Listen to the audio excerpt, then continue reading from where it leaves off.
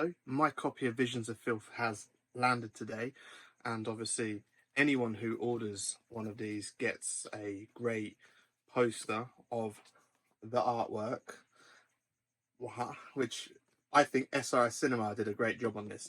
I'm loving the giallo vibes that it's giving off, and yeah, that's you know, Ron Bonk at SRS Cinema has done a fantastic job.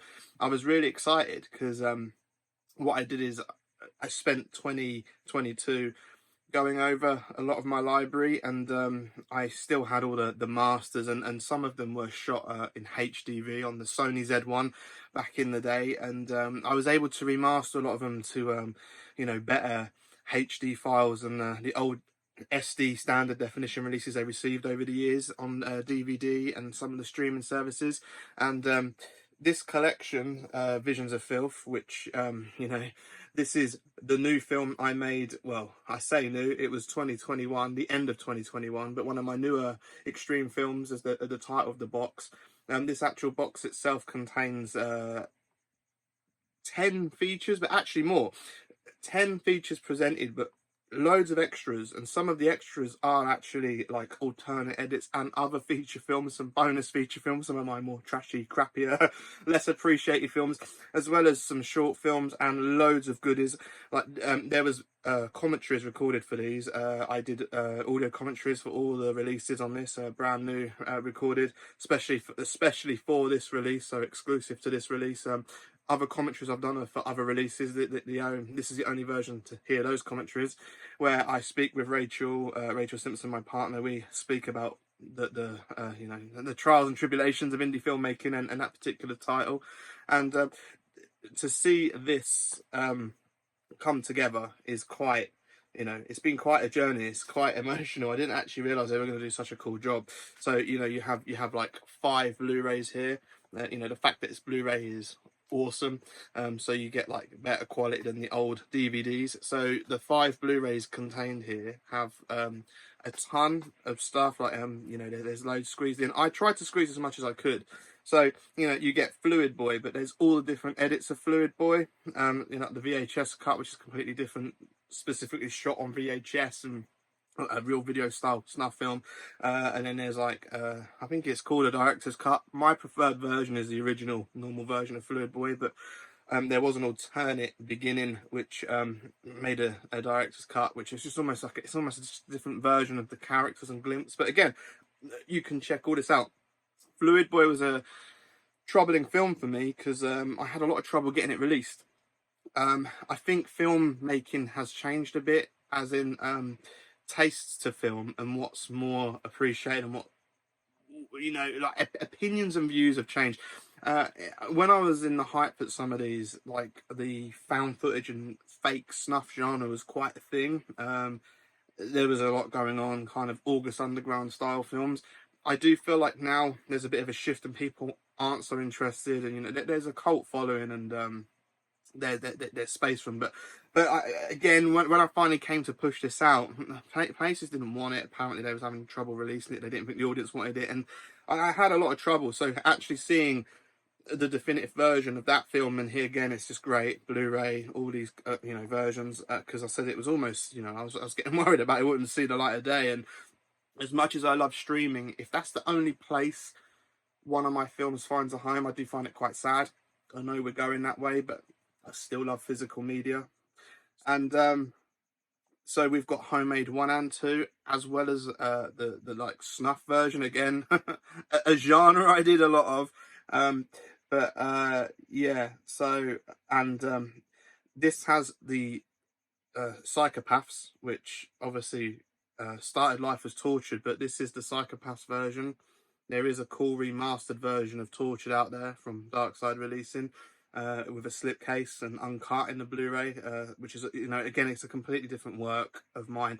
And I am working on Terrorize, the ultimate definitive cut. It's like my Apocalypse Now Redux, and that will be the end of that saga, I do promise. And this has my SOV Sick Bastard, which was actually shot on Super VHS. So that looks a bit rough and raw and gritty. It does, but you know, it is what it is, and it's you know, I shot that on SVHS to give it that charm. It was my homage to Violent Shit, a film that I'm a big advocate of and wrote an essay on and everything. I do love that, and it was an inspiration for that film for sure. Snuffology, which is, you know, kind of a different kind of snuff film, is what I labelled it as, which is, you know, it stars the lovely Casby, who was fantastic to work with, and you know, some of these films are, you know, this is over an 18-year period, and you know, so some are more known than others, some have been more out there and on platforms and stuff, but still. And then you've got The Turning on here in its original title, original form, which is what I wanted. That was a distributor's choice to change that many years ago, which, you know, I'm glad it's back to how it should be. And Visions of Filth itself, which is a hell of a journey of a film, as well as a, you know, a documentary, and as I say, loads of other goodies, and there's loads to list off. But the title Visions of Filth and the actual film Visions of Filth, that was a hell of a journey, and I was falling into a bit of a pit and a void at the point of just before doing that film. And there was the Sick and Wrong festival that Stephen does, which is amazing. It's now Bizarro Land. And good friends of mine, Martin W. Payne and Kieran Johnson, they encouraged me to form a team with them, and for me to lead this team as a director again in extreme cinema. And, you know, because the film was kind of for that side of things, they wanted to bring me back and go back to my roots, and I'm thankful I did, because they unleashed a monster in me. And I did actually shoot that film in quite a short space of time, but I planned it meticulously. So I'd pre-lit every room. We was in this really good location, so I was able to literally go from one room to the other that was already preset, because I spent a lot of prep time just prepping the rooms, arming myself with a gimbal, and you know, these extra goodies. And it was really good to be back to that kind of route of extreme cinema. And I was quite taken back with the with what we achieved, and but now to see it to see it kind of form this legacy of a near 2-decade period, and be the title of the box set, and that it's incredible. And I do thank everyone who's helped me over the years, friends, family, and obviously just supporters and fans. I've had some amazing messages over the years, and some really touching stuff at people that, you know, reach out to me to talk to me about my work, review my work, like my work, even if they hate it. The bad reviews, you know, they make me laugh. Now, I did used to get upset, but, you know, hey, I don't like everything, and if it's a bad review, there's no such thing as bad publicity. That'll be shared. So yeah, I just hopefully you all enjoy, and if you get a chance to pick this up and enjoy the remasters, because I was saying I spent last year remastering a lot of these so that they all look as good as they're ever going to be. Sick Bastards, a bit rough, but again, it's still I've brought it up as best I can, and you know, it's amazing to see, and I'm happy it's out there.